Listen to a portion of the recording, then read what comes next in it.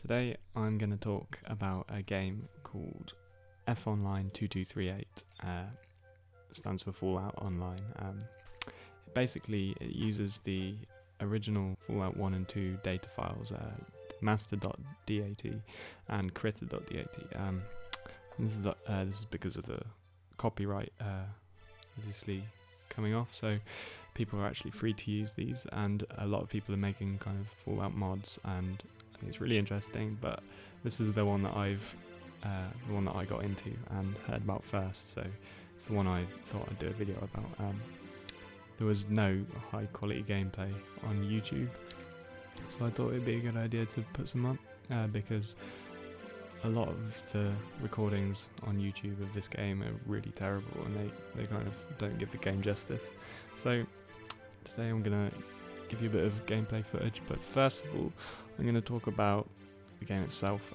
So if you don't want to hear me talk about all this crap, then just it'll probably be in two parts, so I'm guessing you skip to part 2 for gameplay. This game's in beta and it is currently free to play. They take donations for the servers because they obviously cost quite a lot to run, but most of the time the servers are online, which is really good considering it's a beta. It is online. It has about 200 players on average most of the time, so it has a alright player base. I think if it got any more crowded, some of the systems like the trading in towns would become awful, because you can only the trader in a town can only speak to one person at a time, and that even with not that many people it can be really frustrating. The game runs in turn-based and real-time. This depends on your choice and on other people's choices. If you're in an encounter and just by yourself, then it will run in whatever you like, turn-based or real-time. And these can provide two whole different gameplay elements and bring that to the table. So I think it's really interesting. You can play the game a couple of times over in different modes, and you can get a completely different experience. There's one thing, like if someone else is already in an encounter and you find that encounter, then you'll have to play by their rules basically.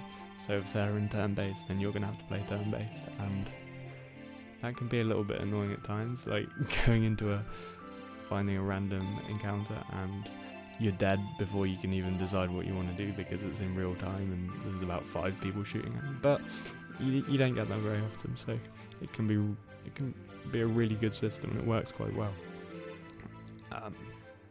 You can have parties as well. You can have up to 10 players, I think it is, 10 other players that are actually playing in your party at once, or you can have 5 NPCs. I'll go into this later because it's more about the character creation process. You can update the game through the launcher. It runs really well.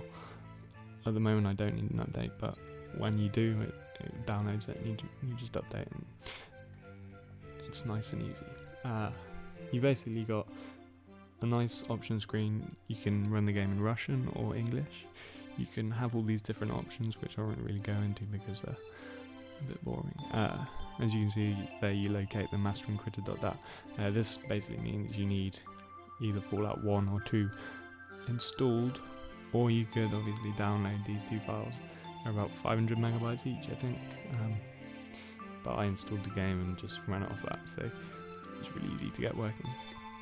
There you get the combat options, the GUI options. You can have the network options there. You don't really need to fiddle around with that. The video options, you can run the game at high resolution, as I'm going to show you.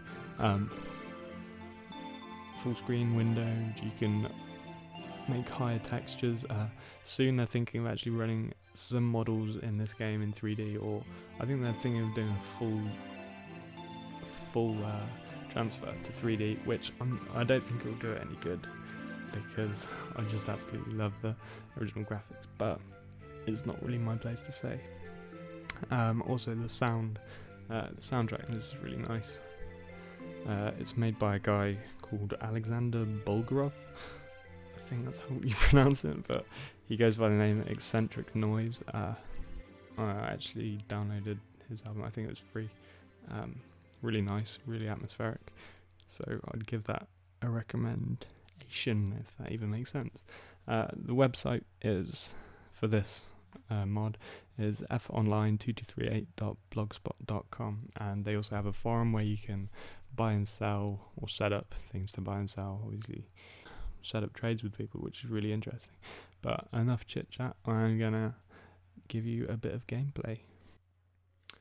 Okay, so I'm sorry to not give you gameplay yet, but I'm gonna first go through the registration process and show you guys what that's all about, because a lot of people aren't going to have actually played this game. It's very similar to the original Fallout, if not exactly the same. There might be some changes that I haven't really noticed, but that's probably for the best. You can put a name in, goo, and a password. Okay, what this is, this top left, this is very important. Well, it's all very important. Basically, this is your special. This is in all the Fallout games up to date. You get strength. You can go from 1 to 10 in each of these. 1 is bad, 10 is good. So strength. Strength determines health, toughness, damage resistance, things like that. Ability to use heavy weapons. For some heavy weapons like miniguns, I think you need a strength of 6 or 7. For like support weapons, you probably need 5 or 6. Rocket launchers 6 or something. So you want to take into account this before you play. You might want to do some research. You get perception. Perception is basically your line of sight. You can shoot farther and have a better chance of hitting. So that's very useful for snipers and things. You can also see people further away, because people actually disappear if they're out of certain range. Endurance is mainly health and what does that change now? Poison resistance, radiation resistance.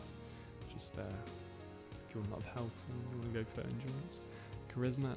This is one of the things I wanted to talk about. This changes the amount of people you can take in a party. First of all, if you want to be trading with NPCs, then you want a minimum of 3 charisma. Because if you got below 3, then you will not be able to trade unless you drink beer, I think, because that increases your charisma. So it can be a bit awkward, or very awkward if you're starting off. And then I think if you want to take people in your party, then you just need 1 for each person. So if I want to take 3 people in my party, that includes you. So it would be me and 2 other people with 3 charisma, me and 3 other people with 4 charisma, me and 4 up till 10, where I'll have 9 other people. I think I wouldn't go by my word because I haven't actually tried this. Then for NPCs, this changes a bit. It kind of halves. So if you've got 3 charisma, then you can have 1 NPC. If you've got 4, you can have 2, I think. And if you have 6, you can have 3. If you have 8, you can have 4. If you have 10 charisma, then you can have 5 additional NPCs in your party at a time.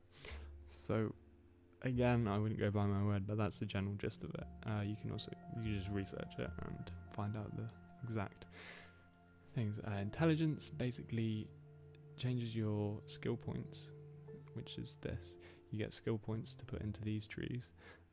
Every time you level up, if you've got a higher intelligence, you'll get more skill points.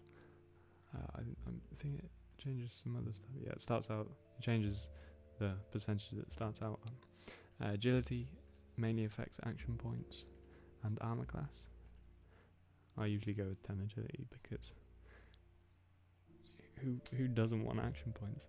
And then luck, I always go with 1 because I'm a risk taker, obviously, but that affects critical hit chance, as you know from the original Fallouts. So once you've sorted that out, then you can go into these perks, and these are one-off things which you keep throughout the game, and you can't change them. These change certain stats, like Bruiser will give you more strength, but reduce your action points. And in having more strength, you have more carry rate. But you see how it all changes around. You can have fast shot. You know, you could do an aimed shot in the original Fallouts or even Fallout 3, that basically means that you take away that you lose the ability to take an aimed shot, but in doing so, every ranged shot is reduced by 1 action point, so it can be good for like bursters or something like that. Although I don't know if it affects burst, I'm not sure. Anyway, and then you choose 3 skill trees to tag, and tagging them means you basically get double the skill points. It adds double the skill points for each one you put in, so if I put 1 in that, then it will go up to 43% and then 45. But once they hit, I think it's 100 or 110 or something, then they start getting harder to put up, and some people have got their skill points up to 300, and you have to kind of just put everything into it, because once you hit about 150, you can only put it up by like 6% every time you level up, which is quite a shame. But it does make the game a lot more interesting. So that is that. Then you can click OK and you'll start off the game. I'm not going to start off the game because it's really quite boring at the start.